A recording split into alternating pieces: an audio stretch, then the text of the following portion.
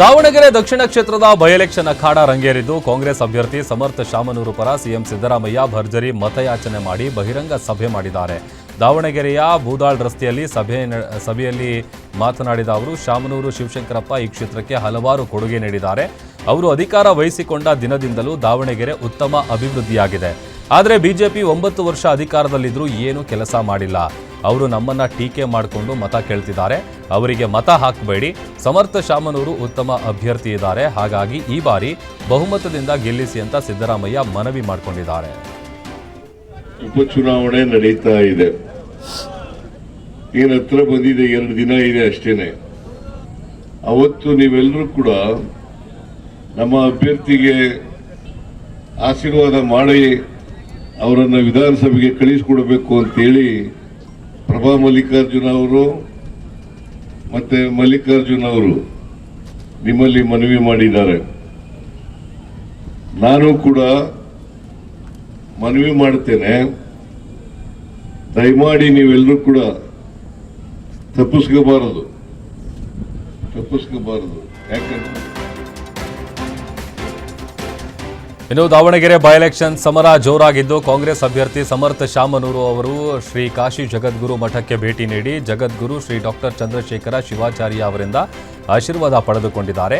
ಈ ವೇಳೆ ಸಮರ್ಥ ಶಾಮನೂರು ಅವರಿಗೆ ಶ್ರೀ ಡಾಕ್ಟರ್ ಚಂದ್ರಶೇಖರ ಶಿವಾಚಾರ್ಯ ಸ್ವಾಮೀಜಿಗಳು ಕ್ಷೇತ್ರದ ಉತ್ತಮ ಜನಸೇವಕನಾಗುವಂತ ಆಶೀರ್ವಾದ ಮಾಡಿದ್ದಾರೆ.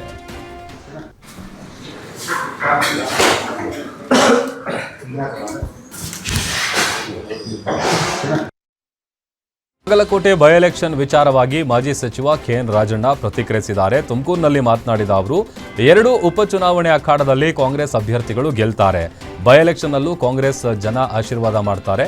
ಜನರಿಗೆ ಬದುಕಲ್ಲಿ ಒಂದು ಆರ್ಥಿಕವಾಗಿ ಸದೃಢತೆಯನ್ನ ತರುವಂತ ಕೆಲಸವನ್ನ ನಾವು ಮಾಡಿದ್ದೀವಿ. ಹೀಗಾಗಿ 2 ಕ್ಷೇತ್ರದಲ್ಲೂ ಕಾಂಗ್ರೆಸ್ ಅಭ್ಯರ್ಥಿಗಳು ಗೆಲ್ತಾರೆ ಎನ್ನುವ ವಿಶ್ವಾಸ ಇದೆ ಅಂತ ಹೇಳಿದ್ದಾರೆ. ಜಾರಿ ಮಾಡಿ ಜನರಿಗೆ ನೋಡಿ, ನನಗೆ ವಿಶ್ವಾಸ ಇದೆ. ಕರ್ನಾಟಕದಲ್ಲಿ 2 ಕೂಡ ಹಿಂದೆ ಕಾಂಗ್ರೆಸ್ ಅಭ್ಯರ್ಥಿಗಳು ಗೆದ್ದಂಥ ಕ್ಷೇತ್ರಗಳು. ಈ ಬೈ ಎಲೆಕ್ಷನಲ್ಲೂ ಕೂಡ ಕಾಂಗ್ರೆಸ್ ಅಭ್ಯರ್ಥಿಗೆ ಜನ ಆಶೀರ್ವಾದ ಮಾಡ್ತಾರೆ ಅಂತಕ್ಕಂಥದ್ದು. ಅದ್ರ ಜೊತೆಗೆ ಕಳೆದ ಅಸೆಂಬ್ಲಿ ಚುನಾವಣೆಯಲ್ಲಿ ನಾವು ಗ್ಯಾರಂಟಿಗಳ ಬಗ್ಗೆ ಆಶ್ವಾಸನೆ ಕೊಟ್ಟಿದ್ದು ಅಷ್ಟೇ. ನಾವು ಈ ಚುನಾವಣೆಗೆ ಆ ಗ್ಯಾರಂಟಿಗಳನ್ನು ಜಾರಿ ಮಾಡಿ ಜನರಿಗೆ ಬದುಕಲ್ಲಿ ಒಂದು ಆರ್ಥಿಕವಾಗಿ ಸದೃಢತೆಯನ್ನು ತರುವಂಥ ಕೆಲಸ ನಾವು ಮಾಡಿದ್ದೇವೆ ಚುನಾವಣೆ ನಂತರ. ಈಗ ಜನಗಳು, ಅದರಲ್ಲೂ ವಿಶೇಷವಾಗಿ ಬಡವರೇನಿದ್ದಾರೆ, ಎಲ್ಲ ಜಾತಿಯಲ್ಲಿರ್ತಕ್ಕಂಥ ಬಡವರು ಕಾಂಗ್ರೆಸ್ ಪಕ್ಷಕ್ಕೆ ಆಶೀರ್ವದಿಸ್ತಾರೆ. ಬಾಗಲಕೋಟೆ ಬೈ ಎಲೆಕ್ಷನ್ ಅಖಾಡ ರಂಗೇರಿದ್ದು, ಕಾಂಗ್ರೆಸ್ ಅಭ್ಯರ್ಥಿ ಉಮೇಶ್ ಶಮೇಟಿ ಪರವಾಗಿ ಸಚಿವ ಜಮೀರ್ ಅಹಮದ್ ಖಾನ್ ಅಬ್ಬರದ ಮತ ಪ್ರಚಾರ ನಡೆಸ್ತಾ ಇದ್ದಾರೆ. ಈ ವೇಳೆ ಮಾತನಾಡಿದ ಅವರು, ಎಲ್ಲಿ ಪ್ರಚಾರಕ್ಕೆ ಹೋದರೂ ಒಳ್ಳೆಯ ರೆಸ್ಪಾನ್ಸ್ ಸಿಕ್ಕಿದೆ. ಜನರಿಗೆ ನಮ್ಮ ಮೇಲೆ ಪ್ರೀತಿ ಇದೆ. ಬಾಗಲಕೋಟೆಯಲ್ಲಿ ಕಾಂಗ್ರೆಸ್ ಅಭ್ಯರ್ಥಿ 30 ರಿಂದ 40 ಸಾವಿರ ಮತಗಳ ಅಂತರದಿಂದ ಗೆಲುವು ಸಾಧಿಸಲಿದ್ದಾರೆ ಅಂತ ಜಮೀರ್ ಅಹಮದ್ ವಿಶ್ವಾಸ ವ್ಯಕ್ತಪಡಿಸಿದ್ದಾರೆ.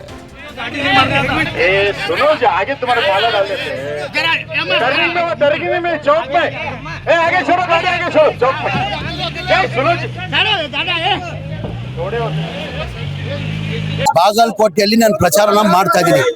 ಎಲ್ಲಿ ಹೋದ್ರು ಜನಸಾಗರ ಸೇರ್ತಾ ಇದೆ. ಈಗ ರಾಜೀವ್ ಗಾಂಧಿ ಅಂತ ನಗರಲ್ಲಿ ಇರ್ತೀವಿ, ಸ್ಲಮ್ ಇದು ಸ್ಲಮ್ ಅಲ್ಲಿ ರಾಜೀವ್ ಗಾಂಧಿ ಸ್ಲಮ್ ಅಂತ ಇದೀವಿ. ಬಾಂಬೆ ಸ್ಲಮ್ ಹೋಗಿ ಬಂದ್ವಿ.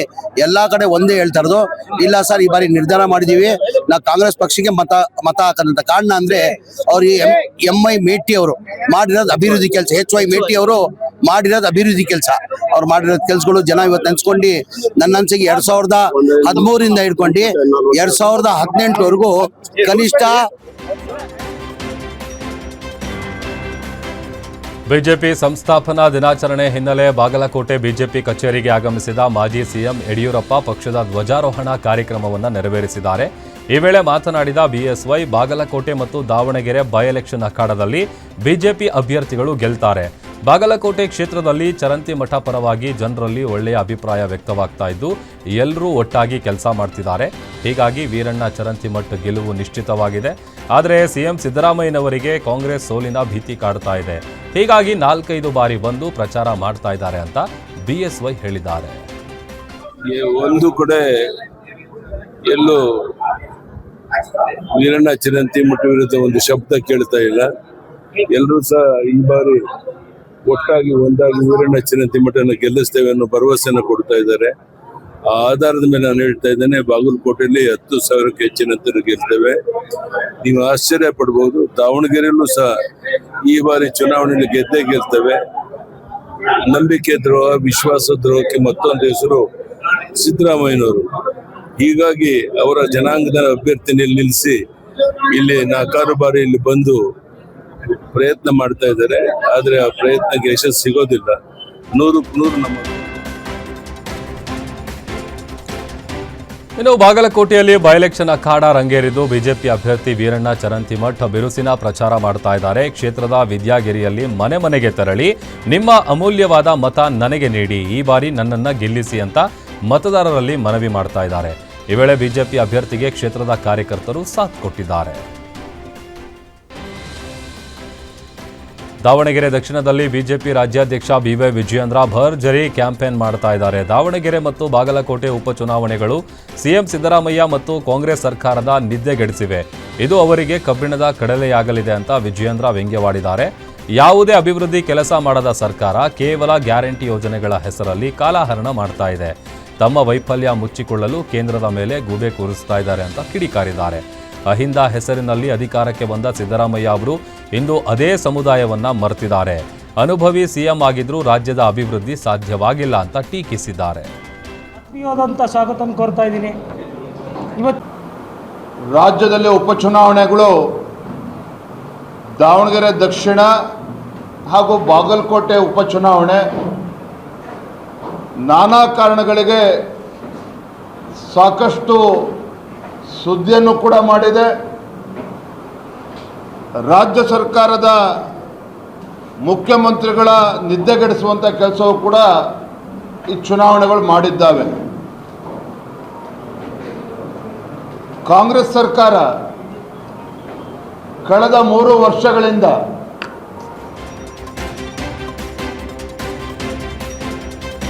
ದಾವಣಗೆರೆ ದಕ್ಷಿಣ ಕ್ಷೇತ್ರದ ಉಪಚುನಾವಣೆ ಹಿನ್ನೆಲೆ ದಕ್ಷಿಣ ವಿಧಾನಸಭಾ ಕ್ಷೇತ್ರದ ಗಡಿಯಾರ ಕಂಬದ ಬಳಿ ಕಾಂಗ್ರೆಸ್ ಧ್ವಜ ಪ್ರತಿಷ್ಠಾಪನೆ ಮಾಡಿದ್ದಾರೆ. ಸಂಸದೆ ಡಾಕ್ಟರ್ ಪ್ರಭಾ ಮಲ್ಲಿಕಾರ್ಜುನ್ ಅವರು ಧ್ವಜ ಪ್ರತಿಷ್ಠಾಪನೆ ಮಾಡಿದ್ದಾರೆ. ಇನ್ನು ಕಾಂಗ್ರೆಸ್ ಪಕ್ಷದ ಅಭ್ಯರ್ಥಿ ಸಮರ್ಥ್ ಅವರನ್ನು ಗೆಲ್ಲಿಸಿಕೊಂಡು ಬರುವಂತೆ ಜನರಲ್ಲಿ ಮನವಿ ಮಾಡಿಕೊಂಡಿದ್ದಾರೆ.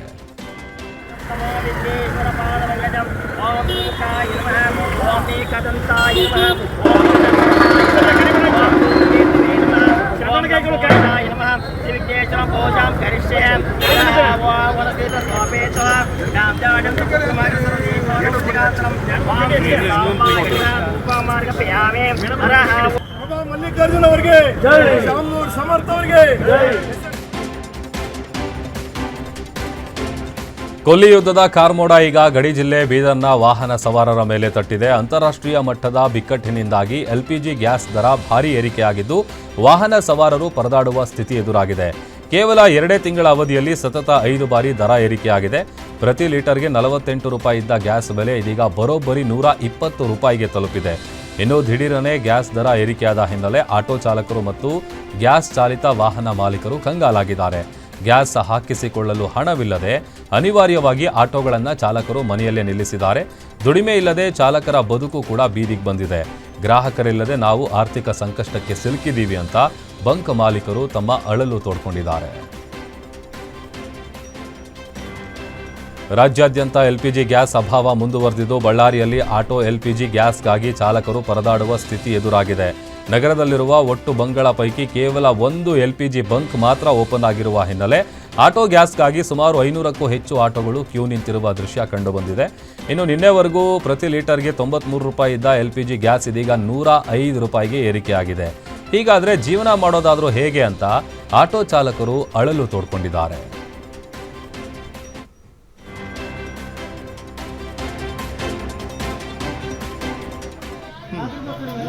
ಏನಿಲ್ಲ ಸರ್, 3 ದಿವಸ ಗ್ಯಾಸ್ ಇಲ್ಲ, ಭಾಳ ಪ್ರಾಬ್ಲಮ್ ಆಗ್ಬಿಟ್ಟೈತೆ. ನಾವು ಅದ್ರಾಗೆ ಬಸ್ಕೋದು. 630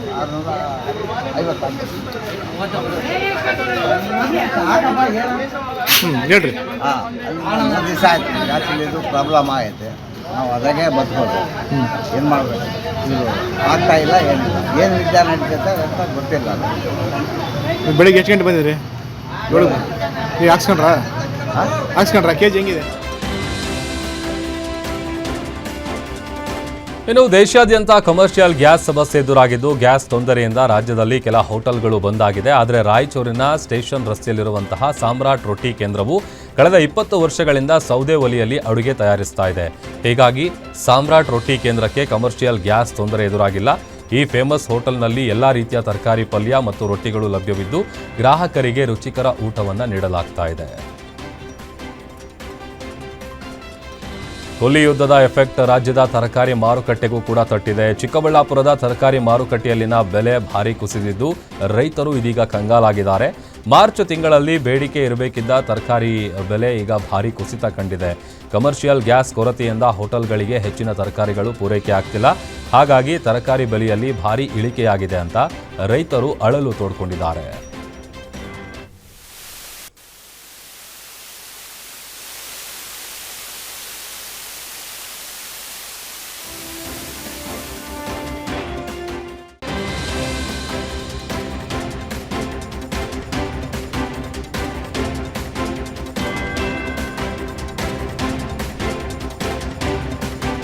ಮಂಡ್ಯದಲ್ಲಿ ಗೃಹ ಬಳಕೆ ಗ್ಯಾಸ್ ಸಿಲಿಂಡರ್ ಸಿಗದೆ ಜನರು ಕಂಗಾಲಾಗಿದ್ದಾರೆ. ಇನ್ನು ನಾಗಮಂಗಲದಲ್ಲಿ ಇಂಡಿಯನ್ ಗ್ಯಾಸ್ ಏಜೆನ್ಸಿಗೆ ಜನರು ಮುತ್ತಿಗೆ ಹಾಕಿದ್ದಾರೆ.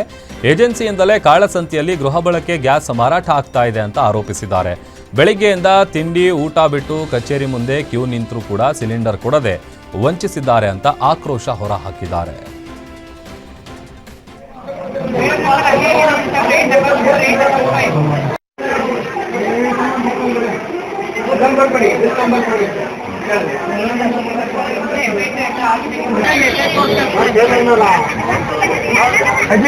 ಈ ನಂಬರ್ ಹೋಗ್ತಾರೆ, ಯಾವ ನಂಬರ್ ನಂಬರ್ ಎಲ್ಲ ಕೊಡ್ತಾನೆ, ಯಾರಿಗೆ ನಂಬರ್ ಎಲ್ಲ ಈ ನಂಬರ್ ಓದಕ್ ಬರಲ್ಲ, ಬರೆಯಕ್ ಬರಲ್ಲ. ಈ ತರ ಮಾಡಿದ್ರೆ ಹೆಂಗೆ ನಾವು ಜೀವನ ಮಾಡೋದು? ನಾವು ಬಡವರು ಬಂದ್ರೆ ನಮ್ಗೆ ಆಗ್ತಿಲ್ಲ, ಒಂದೇನಿಲ್ಲ. ಇರೋದಿಲ್ಲ ಇಷ್ಟಾಗ್ಲೂ ಮನೆಯೊಳಗೆ ಜೀವನ ಮಾಡ್ತಾ ಇದೀವಿ. ಹೆಂಗ್ ಮಾಡತ್ತ ನಾವು? 3 ತಿಂಗಳಾದ್ರೂ ಗ್ಯಾಸ್ ಕೊಡಕ್ಕಿಲ್ಲ ಅಂದ್ರೆ ಬುಕ್ಕಿಂಗ್ ಬಂದಿಲ್ಲ ಅಂತ ಅವ್ರು ಕೊಡಲ್ಲ ಅಂತಾರೆ. ನಾವು ಹೋಗೋದಿದ್ರೆ ಬಂದ್ಕೊಬ್ರ ಗ್ಯಾಸೇ ಬರ್ತಾ ಹೋಗಮ್ಮ, ಮೆಸೇಜ್ ಬಂದಿಲ್ಲ, ಒಟ್ಟಿಗೆ ತಿನ್ನೋಕೆ ತಗೊಂಬರಮ್ಮ ಅಂತಾರೆ. ಇವ್ರು ಬಿಲ್ ಎಲ್ಲ ಕೊಡ್ತಾನೆ.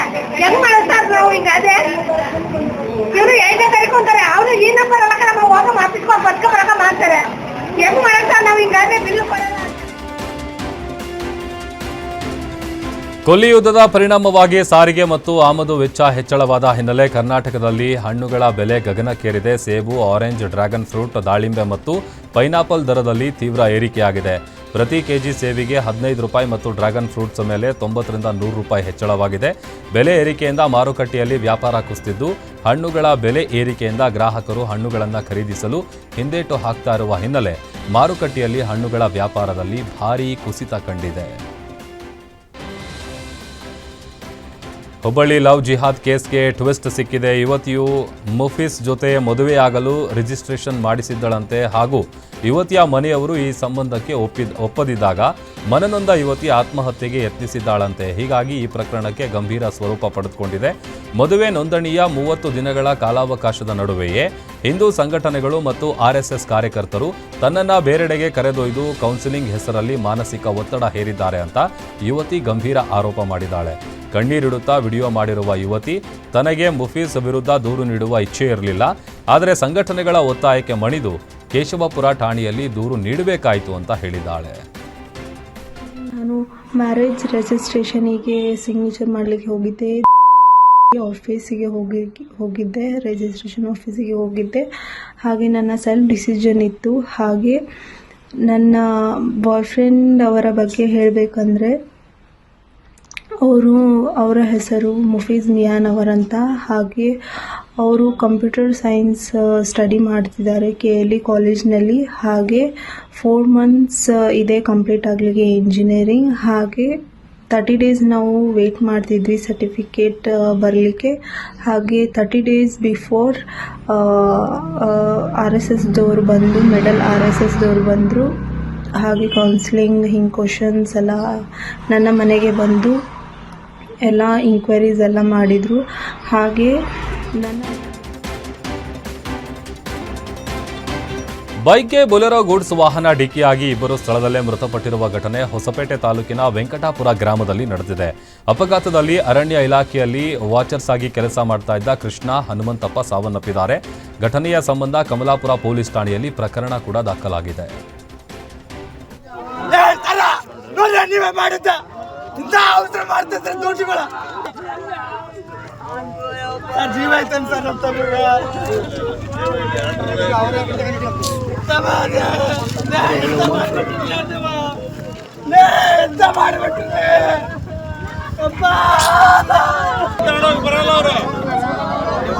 ಸರ್ ಅವ್ರಿಗೆ ಫೋನ್ ಮಾಡಿ ಸರ್ 180ಗೆ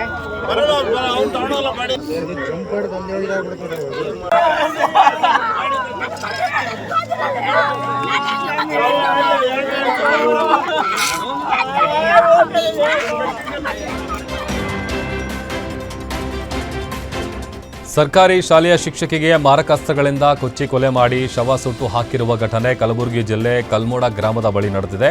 ನಗರದ ಆನಂದ್ ಕಾಲೋನಿ ನಿವಾಸಿ ಜ್ಯೋತಿ ಕಪಾಳೆ ಹಿರೇಮಠ ಅವರನ್ನು ಬರ್ಬರವಾಗಿ ಕೊಲೆ ಮಾಡಲಾಗಿದೆ. ಬೀದರ್ ಜಿಲ್ಲೆಯ ವಂದರಾಖೇಡಾ ಗ್ರಾಮದಲ್ಲಿ ಶಿಕ್ಷಕಿಯಾಗಿ ಕೆಲಸ ಮಾಡ್ತಿದ್ದ ಜ್ಯೋತಿ ವಾರಕ್ಕೆ ಒಂದು ಬಾರಿ ಊರಿಗೆ ಬಂದು ವಾಪಸ್ ತೆರಳುತ್ತಾ ಇದ್ರು. ಈ ವೇಳೆ ಊರಿಗೆ ಬಂದು ವಾಪಸ್ ಬೀದರ್ಗೆ ಹೋಗುವ ಮಾರ್ಗ ಮಧ್ಯದಲ್ಲಿ ಮದುವೆ ಆಗ್ತೇನೆಂದು ನಂಬಿಸಿ ದೈಹಿಕವಾಗಿ ಬಳಸಿಕೊಂಡು ಆಕೆಯೊಂದಿಗೆ ಲಕ್ಷಾಂತರ ರೂಪಾಯಿ ಹಣ ಪಡೆದು ಬ್ಲಾಕ್ ಮೇಲ್ ಮಾಡಿದ್ದಾನೆ ಎನ್ನಲಾಗಿದೆ. ಈಶ್ವರ್ ಸಿಂಗ್ ಪ್ರೇಮ ಸಿಂಗ್ ಬಡಗುಜೂರ್ ಎಂಬಾತ ಯುವತಿಯನ್ನ ದೈಹಿಕವಾಗಿ ಬಳಸಿಕೊಂಡು ಯುವತಿಗೆ ತಿಳಿಯದಂತೆ ಅಶ್ಲೀಲ ವಿಡಿಯೋ ಮಾಡಿಕೊಂಡಿದ್ದಾನೆ. ಅಲ್ಲದೆ ಅಶ್ಲೀಲ ವಿಡಿಯೋ ಇಟ್ಕೊಂಡು ವೈರಲ್ ಮಾಡೋದಾಗಿ ಬೆದರಿಸಿ ಬರೋಬ್ಬರಿ 19 ಲಕ್ಷ ರೂಪಾಯಿ ಹಣ ಮತ್ತು 1.5 kg ಚಿನ್ನಾಭರಣ ವಸೂಲಿ ಮಾಡಿದ್ದಾನೆ. ಇನ್ನು ಘಟನೆಯಿಂದ ಬೇಸತ್ತ ಸಂತ್ರಸ್ತ ಮಹಿಳೆ ದೂರು ನೀಡಿ ನನಗೆ ನ್ಯಾಯ ಕೊಡಿಸಿ ಅಂತ ಕಮಿಷನರ್ ಕಚೇರಿಯಲ್ಲಿ ಕಣ್ಣೀರು ಹಾಕಿದ್ದಾಳೆ. ईश्वर सिंह और मेरी पहचान इंस्टाग्राम के थ्रू हुई थी, एक कॉमन फ्रेंड की वजह से. तो उसके बाद पहले फ्रेंडशिप हो गई, उसके बाद हम मिलना स्टार्ट किए. फिर उसके बाद उसने यहाँ वहाँ घुमा के पहले मेरा ट्रस्ट बना के लिया. उसके बाद मेरा बैकग्राउंड जान के लिया कि मेरे अकाउंट में क्या है, मेरे नाम पे क्या है, ये सब कुछ उसने जान के लिया. फिर उसने मेरे साथ फोर्सफुली फ़िज़िकल रिलेशन रखा. उसके बाद उसने उस टाइम पे फ़ोटोज़ और वीडियोज़ वो सब भी बना के रखे थे. उसके बाद वो मुझे पैसों ಚಲಿಸುತ್ತಿದ್ದ 16 ಚಕ್ರದ ಟ್ರಕ್ ಟೈರ್ ಸ್ಫೋಟಗೊಂಡು ಏಕಾಏಕಿ ಬೆಂಕಿ ಹೊತ್ತಿಕೊಂಡ ಘಟನೆ ಕಾರವಾರ ಜಿಲ್ಲೆಯ ನಾಗರಗಾಳಿ ಬಳಿ ನಡೆದಿದೆ. ಬೆಂಗಳೂರಿನಿಂದ ಗೋವಾಕ್ಕೆ ಪ್ಲೈವುಡ್ ಸಾಗಿಸ್ತಾ ಇದ್ದ ವೇಳೆ ಅವಘಡ ಸಂಭವಿಸಿ 16 ಚಕ್ರದ ಟ್ರಕ್ ಸುಟ್ಟು ಭಸ್ಮವಾಗಿದೆ.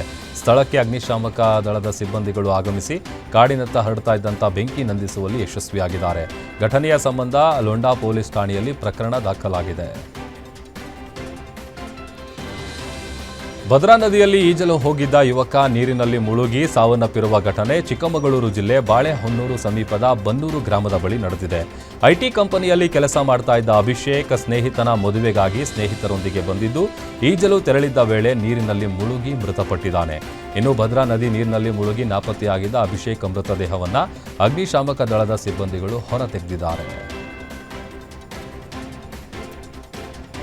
ಹೆದ್ದಾರಿಗೆ ಅಡ್ಡಲಾಗಿ ರೈಲ್ವೆ ಹೈಟ್ ಗೇಜ್ ಬಿದ್ದು ಅವಾಂತರ ಸೃಷ್ಟಿಯಾಗಿರುವ ಘಟನೆ ಆನೇಕಲ್ನ ಹಳೆ ಚಂದಾಪುರದ ಬಳಿ ನಡೆದಿದೆ. ಭಾರೀ ಗಾತ್ರದ ವಾಹನಗಳು ಓಡಾಡದಂತೆ ಅಡ್ಡಲಾಗಿ ಹಾಕಲಾಗಿದ್ದ ಗೇಜ್ ಬಿದ್ದ ಪರಿಣಾಮ ಫುಲ್ ಟ್ರಾಫಿಕ್ ಜಾಮ್ ಆಗಿದ್ದು ವಾಹನ ಸವಾರರು ಟ್ರಾಫಿಕ್ನಲ್ಲಿ ಸಿಲುಕಿ ಪರದಾಡಿದರು. ಬಳಿಕ ಸಂಬಂಧಪಟ್ಟ ಅಧಿಕಾರಿಗಳು ಹಾಗೂ ಸಿಬ್ಬಂದಿ ಹೈಟ್ ಗೇಜ್ ತೆರವು ಮಾಡಿ ವಾಹನ ಸಂಚಾರಕ್ಕೆ ಅವಕಾಶ ಮಾಡಿಕೊಟ್ಟಿದ್ದಾರೆ.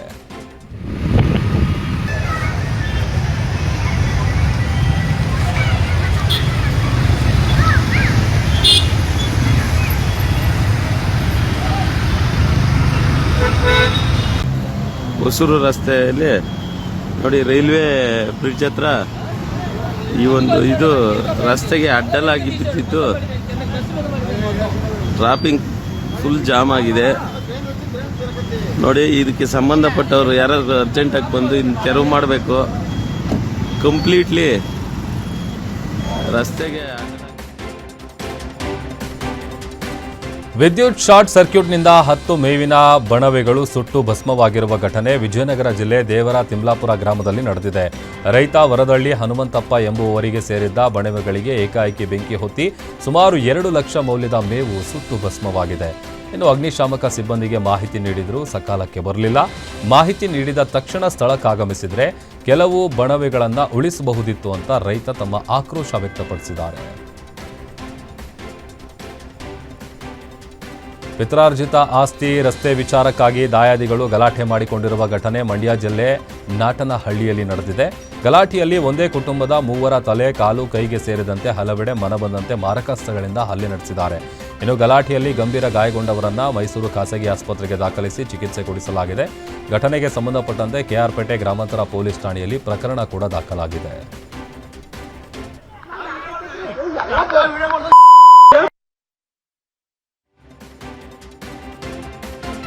ನನ್ನ ತಮ್ಮ ಜಮೀನಿಗೆ ಮೇವು ತರೋಕ್ಕೆ ಅಂತ ಹೋಗ್ಬೇಕಾದ್ರೆ ನಮ್ಮ ದೊಡ್ಡ ತಾತರ ಮಕ್ಕಳು ಅಂದರೆ ಬೊಕ್ಕೇಗೌಡನ ಮಕ್ಕಳು ಸೋಮೇಗೌಡ, ಉಗ್ರೇಗೌಡ ಅವರ ಮಕ್ಕಳು ವೇಣು, ನೂತನು, ಮಧು ಮತ್ತು ಪ್ರಕಾಶ್, ಸೋಮೇಶ ಇವರು ಜಮೀನಿಗೆ ಹೋಗೋಕ್ಕೆ ರಸ್ತೆ ನಿಮಗೆ ಬಿಡಲ್ಲ ಅಂತ ವಾಹನದಲ್ಲಿ ಅಡ್ಡೆಗಟ್ಟಿ ಏಕಾಏಕಿ ಮಾರಕಾಸ್ತ್ರಗಳಿಂದ ಅಂದರೆ ಜೆಟ್ ಪೈಪ್ ರಾಡು, ಸ್ಟೀಲ್ ರಾಡಿಂದ ಸುಮಾರು 7 ಜನ ಸ್ಟೀಲ್ ರಾಡಿಂದ ನನಗೆ, ನಮ್ಮ ಅಪ್ಪನಿಗೆ ಮತ್ತು ನನ್ನ ತಮ್ಮನಿಗೆ, ನನಗೆ ತಲೆ ಪೆಟ್ಟಾಗಿದೆ, ನಮ್ಮ ಅಪ್ಪನಿಗೆ ಕಾಲು ಕಟ್ಟಾಗಿದೆ. ಈ ರೀತಿ ಹಲ್ಲೆ ಮಾಡಿ ನಾವು ನಿಮ್ಮನ್ನು ಬಿಡಲ್ಲ. ನೆಲಮಂಗಲ ತಾಲೂಕಿನ ಹಾಡ್ಯಾಳು ಗ್ರಾಮದಲ್ಲಿ ಒಂದು ಅಮಾನವೀಯ ಕೃತ್ಯ ನಡೆದಿದೆ. ರೈತ ಕೃಷ್ಣಮೂರ್ತಿ ಅವರಿಗೆ ಸೇರಿದ ಬಾಳೆ, ಅಡಿಕೆ ಮತ್ತು ತೆಂಗಿನ ತೋಟಕ್ಕೆ ಕಿಡಿಗೇಡಿಗಳು ಬೆಂಕಿ ಹಚ್ಚಿದ್ದಾರೆ. ಬೆಂಕಿ ಬಿದ್ದ ಬೆನ್ನಲ್ಲೇ ರೈತನಿಗೆ ಮತ್ತೊಂದು ಆಘಾತ ಎದುರಾಗಿದೆ. ಬೆಂಕಿ ಬಿದ್ದ 2 ದಿನದ ಬಳಿಕ ತೋಟದಲ್ಲಿದ್ದ ಪಂಪ್ಸೆಟ್ ಕೇಬಲ್ ಅನ್ನು ಖದೀಮರು ಹೊತ್ತೊಯ್ದಿದ್ದಾರೆ. ಬರೋಬ್ಬರಿ 2,000 ಅಡಿ ಉದ್ದದ ಸುಮಾರು 2 ಲಕ್ಷ ರೂಪಾಯಿ ಮೌಲ್ಯದ ಕೇಬಲ್ ಕಳ್ಳರ ಪಾಲಾಗಿದೆ. ಕಳ್ಳನ ಕೃತ್ಯ ಸಿಸಿಟಿವಿಯಲ್ಲಿ ಸೆರೆಯಾಗಿದ್ದು ಸದ್ಯ ನೆಲಮಂಗಲ ಗ್ರಾಮಾಂತರ ಪೊಲೀಸ್ ಠಾಣೆಯಲ್ಲಿ ದೂರು ಕೂಡ ದಾಖಲಾಗಿದೆ. ಸಿಸಿಟಿವಿ ದೃಶ್ಯದ ಆಧಾರದ ಮೇಲೆ ಪೊಲೀಸರು ತನಿಖೆಯನ್ನು ಚುರುಕುಗೊಳಿಸಿದ್ದಾರೆ. ರಾಜ್ಯದಲ್ಲಿ ಕಾಂಗ್ರೆಸ್ಸಿಗರಿಗೆ ಸರ್ಕಾರ ನಡೆಸಲು ಯೋಗ್ಯತೆ ಇಲ್ಲ ಅಂತ ಸುಧಾಕರ್ ಕಿಡಿಕಾರಿದ್ದಾರೆ. ದೇವನಹಳ್ಳಿಯಲ್ಲಿ ಮಾತನಾಡಿದ ಅವರು, ಕಾಂಗ್ರೆಸ್ನವರಿಗೆ ಸರ್ಕಾರ ನಡೆಸುವ ಯೋಗ್ಯತೆ ಇಲ್ಲ. ಯುದ್ಧದ ನಡುವೆಯೂ ಮೋದಿಯವರ ರಾಜತಾಂತ್ರಿಕತೆಯಿಂದ 3 ಹೊತ್ತು ಊಟ ಮಾಡ್ತಿದ್ದೀವಿ. ಮೋದಿಯವರಿಂದ ದೇಶದ ಜನತೆಗೆ ಪೆಟ್ರೋಲ್, ಡೀಸೆಲ್, ಗ್ಯಾಸ್ ಸಿಗ್ತಾ ಇದೆ. ದೇಶದಲ್ಲಿ LPG ಮತ್ತು ಇಂಧನ ಸಮಸ್ಯೆಗಳ ಬಗ್ಗೆ ರಾಜಕಾರಣ ಮಾಡ್ತಾ ಇರುವ ಕಾಂಗ್ರೆಸ್ಗೆ ನಾಚಿಕೆ ಇದೆಯಾ ಅಂತ ಪ್ರಶ್ನೆ ಮಾಡಿದ್ದಾರೆ. ಸಿಗ್ತಾ ಇದೆ ಪ್ರಪಂಚದ ಸಮಸ್ಯೆ. ಇದರಲ್ಲಿ ರಾಜಕಾರಣ ಯಾರಾದರೂ ಮಾಡ್ಲಿಕ್ಕೆ ಹೋದ್ರೆ ಅವ್ರಿಗೆ ಡೆಪಾಸಿಟ್ ಸಿಕ್ಕಲ್ಲ ಅಂತೇಳಿ. ವಿಶೇಷವಾಗಿ ನನಗೆ ಗೊತ್ತಿದೆ, ಈ ಕಾಂಗ್ರೆಸ್ನವರು ಅವರಿಗೆ ಅವ್ರ ಸರ್ಕಾರವನ್ನು ನಡೆಸಲಿಕ್ಕೆ ಯೋಗ್ಯತೆ ಇಲ್ಲ. ಇಂಥ ಭೀಕರವಾಗಿರ್ತಕ್ಕಂಥ ಯುದ್ಧ ನಡೀತಾ ಇದ್ರೂ ಕೂಡ ಮೋದಿಯವರ ರಾಜತಾಂತ್ರಿಕ ಯಶಸ್ಸಿನಿಂದ ಇವತ್ತು ನಾವು ಊಟ ಮಾಡ್ತಾ ಇದ್ದೀವಿ. 3 ಹೊತ್ತು ಪೆಟ್ರೋಲ್ ಸಿಗ್ತಾ ಇದೆ, ಡೀಸೆಲ್ ಸಿಗ್ತಾ ಇದೆ, ಗ್ಯಾಸ್ ಸಿಗ್ತಾ ಇದೆ. ಇವ್ರಿಗೇನವರು ನಾಚಿಕೆ ಇದೆ. ಬೆಳಗಾವಿ ಜಿಲ್ಲೆಯಲ್ಲೊಂದು ಹೃದಯ ವಿದ್ರಾವಕ ಘಟನೆ ನಡೆದಿದೆ. ಹೊಟ್ಟೆ ನೋವು ಎಂದು ಪತ್ನಿ ಕ್ರಿಮಿನಾಶಕ ಮಾತ್ರೆ ಸೇವಿಸಿದ್ದ ವಿಷಯ ತಿಳಿದು ಅವಸರವಾಗಿ ಬರ್ತಿದ್ದ ವೇಳೆ ಅಪಘಾತ ಸಂಭವಿಸಿ ಪತಿ ದಾರುಣ ಸಾವನ್ನಪ್ಪಿರುವ ಘಟನೆ ಬೈಲಹೊಂಗಲ ತಾಲೂಕಿನ ಅರವಳ್ಳಿ ಗ್ರಾಮದಲ್ಲಿ ನಡೆದಿದೆ. 9 ವರ್ಷಗಳ ಹಿಂದೆ ಮದುವೆಯಾಗಿದ್ದ ಕರೆಪ್ಪ ಮಾದರ ಹಾಗೂ ಮಧುರಾ ಕರೆಪ್ಪ ಮಾದರ ದಂಪತಿ ದಾರುಣ ಸಾವನ್ನಪ್ಪಿದ್ದಾರೆ. ಇನ್ನು ತಂದೆ ತಾಯಿ ಕಳೆದುಕೊಂಡ 3 ಅನಾಥ ಮಕ್ಕಳ ಆಕ್ರಂದನ ಮುಗಿಲು ಮುಟ್ಟಿದೆ. ಚಿಕ್ಕಬಳ್ಳಾಪುರದಲ್ಲಿ KIADB ಭೂ ಸ್ವಾಧೀನದ ವಿರುದ್ಧ ರೈತರು ರಣಕಹಳೆ ಮೊಳಗಿಸಿದ್ದಾರೆ. ಜಂಗಮಕೋಟೆ ಭಾಗದಲ್ಲಿ ಭೂಮಿ ವಶಪಡಿಸಿಕೊಳ್ಳುವುದನ್ನು ವಿರೋಧಿಸಿ ಇಂದು ರಾಷ್ಟ್ರೀಯ ಹೆದ್ದಾರಿ 69ರಲ್ಲಿ ನೂರಾರು ರೈತರು ಟ್ರ್ಯಾಕ್ಟರ್ಗಳನ್ನು ಅಡ್ಡಗಟ್ಟಿ ಬೃಹತ್ ಪ್ರತಿಭಟನೆ ನಡೆಸಿದರು. ಈ ವೇಳೆ ರೈತರು ಮತ್ತು ಪೊಲೀಸರ ನಡುವೆ ತೀವ್ರ ನೂಕಾಟ, ತಳ್ಳಾಟ ನಡೆದು ಸ್ಥಳದಲ್ಲಿ ಆತಂಕದ ವಾತಾವರಣ ನಿರ್ಮಾಣವಾಗಿತ್ತು. ಯುವತಿ ವಿಚಾರಕ್ಕೆ ಮುಸ್ಲಿಮರು ಹೊಡೆದಾಡಿಕೊಂಡಿರುವ ಘಟನೆ ತುಮಕೂರು ಜಿಲ್ಲೆ ಕುಣಿಗಲ್ ಪಟ್ಟಣದ 15ನೇ ವಾರ್ಡ್ನಲ್ಲಿ ನಡೆದಿದೆ. ನಡುರಸ್ತೆಯಲ್ಲೇ 2 ಮುಸ್ಲಿಂ ಕುಟುಂಬಗಳು ಹೊಡೆದಾಡಿಕೊಂಡಿದ್ದು 3 ಗಂಭೀರ ಗಾಯ ಆಗಿದೆ. ಇನ್ನು 2 ಕುಟುಂಬದವರು ಗಲಾಟೆ ಮಾಡಿಕೊಂಡಿರುವ ದೃಶ್ಯ ಸ್ಥಳೀಯರು ಸೆರೆ ಹಿಡಿದಿದ್ದಾರೆ. ಘಟನಾ ಸ್ಥಳಕ್ಕೆ ಕುಣಿಗಲ್ ಪೊಲೀಸರು ಭೇಟಿ ನೀಡಿ 2 ಕುಟುಂಬದವರನ್ನ ರಾಜಿ ಮಾಡಿ ಕಳಿಸಿದ್ದಾರೆ. ಸದ್ಯ ಗಲಾಟೆಯಲ್ಲಿ ಗಾಯಗೊಂಡವರನ್ನ ಕುಣಿಗಲ್ ಸರ್ಕಾರಿ ಆಸ್ಪತ್ರೆಗೆ ದಾಖಲಿಸಿ ಚಿಕಿತ್ಸೆ ಕೊಡಿಸಲಾಗಿದೆ.